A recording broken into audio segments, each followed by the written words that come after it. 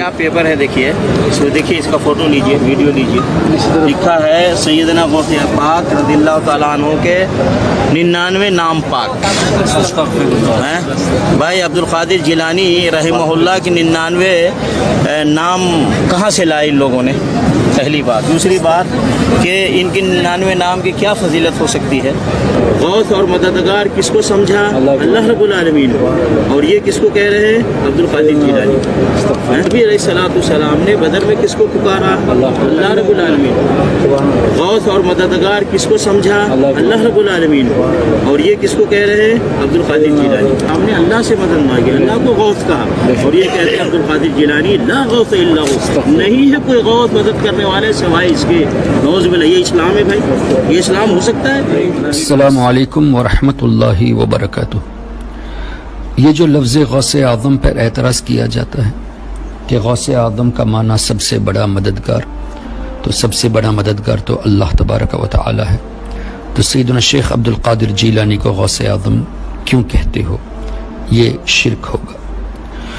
सबसे पहले लफ्ज़ गौस यानी मददगार ये गैरुल्लाह के लिए भी साबित है।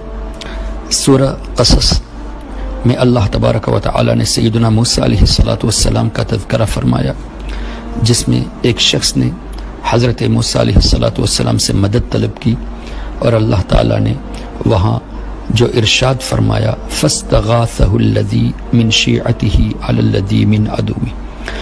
इस्तिगासा ये लफ्ज़ अल्लाह तबारक व तआला ने इस्तेमाल फरमाया। अब रही बात मददगार होना, ये तो अल्लाह ने अपने वलियों को मददगार बनाया है, अंबिया किराम को बनाया है, औलिया किराम को बनाया है, जैसा कि वाज़ेह तौर से कुरान करीम से साबित है।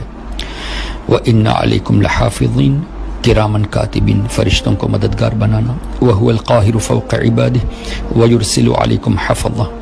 इसी तरह अल्लाह के नबी सल्लल्लाहु अलैहि वसल्लम और नेक बंदों को मददगार बनाना। इन्नमा वलियुकुमुल्लाहु व रसूलुहु वल्लज़ीना आमनु अल्लज़ीना युक़ीमूनस्सलाह व यु'तूनज़्ज़काह व हुम राकिऊन फ़इन्नल्लाहा हुवा मौलाहु व जिब्रील व सालिहुल मुमिनीन वल मलाइकतु बअद ज़ालिका ज़हीर।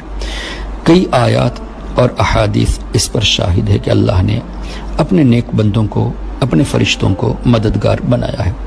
अब लफ्ज़ आज़म पर जो एतराज़ है सबसे बड़ा, तो ये भी समझ लेना चाहिए, जब गौसे आज़म कहते हैं तो इसका मतलब ये नहीं कि माअज़ल्लाह हमने अल्लाह का दर्जा दे दिया, बल्कि अल्लाह तबारक व तआला ने हुज़ूर गौसे आज़म शेख अब्दुल कादिर जिलानी क़द्दसल्लाहु सिर्रहुल अज़ीज़ को इतनी बड़ी क़ुव्वत अता फरमाई कि उनके ज़माने में और उनके बाद वालों में सबसे बड़े मर्तबे वाले और सबसे बड़े मददगार, बड़ा मददगार अल्लाह ताला ने उनको बनाया है। इसी तरह जैसे हम इमाम आज़म कहते हैं, तो असल में तो इमाम आज़म हमारे आका सल्लल्लाहु अलैहि वसल्लम हैं, लेकिन इमाम आज़म सैयदना इमाम अबू हनीफ़ा को इसलिए कहा जाता है कि अइम्मा किराम के दरमियान उनका मकाम बहुत ही आला है, बहुत अजीम मर्तबे वाले, तमाम अइम्मा किराम के वो सरदार हैं, इसलिए इमाम आज़म कहा जाता है। इसी तरह हज़रत उमर इब्न ख़त्ताब रदी अल्लाह ताला अन्हु को फ़ारूक़ आज़म कहा जाता है। फ़ारूक़ आज़म हमारे आका से बढ़कर कौन है, हक़ और बातिल में हमारे आका से बढ़कर फैसला फरमाने वाला कौन है। अब ये भी कहा जाए कि अल्लाह से बढ़कर कौन है, जो हक़ व बातिल में फैसला कर दे, फ़र्क दिखा दे। लेकिन सैयदना उमर इब्न ख़त्ताब रदी अल्लाह ताला अन्हु को फ़ारूक़ आज़म इसलिए कहा जाता है कि वो अदल व इंसाफ में मशहूर थे। अब यूं ही एतराज़ बढ़ते जाएंगे, हमारी तरफ से भी सवालात बढ़ते जाएंगे, तो अब इन वहाबियों का जीना हराम हो जाएगा।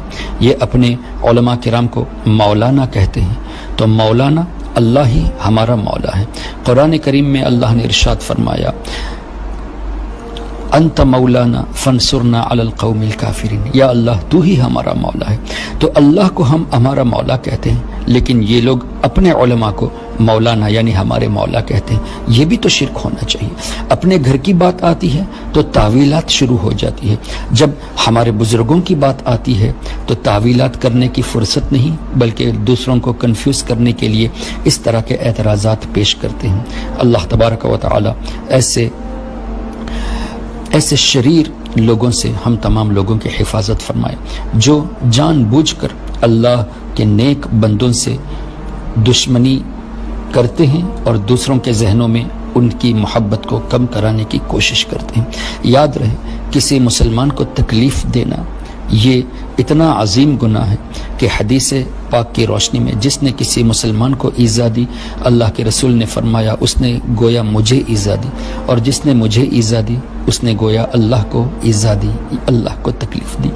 جب عام مسلمان کو تکلیف دینا ہمارے آقا صلی اللہ علیہ وسلم کو ایذا دینا ہوا، تو جو اللہ کے نیک بندے ہیں جن کو اللہ نے اپنا دوست بنا لیا، ان کے تعلق سے اس طرح کی باتیں کر کے یہ لوگ اللہ کے رسول صلی اللہ علیہ وسلم کو بھی تکلیف پہنچاتے ہیں اور اللہ کو بھی ایذا دیتے ہیں۔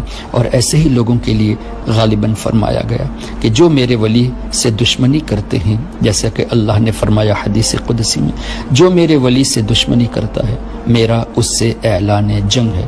اعلان جنگ کیا مطلب؟ کیا کوئی اللہ سے جہاد کر سکتا ہے؟ جہاد کون کر سکتا ہے اللہ سے؟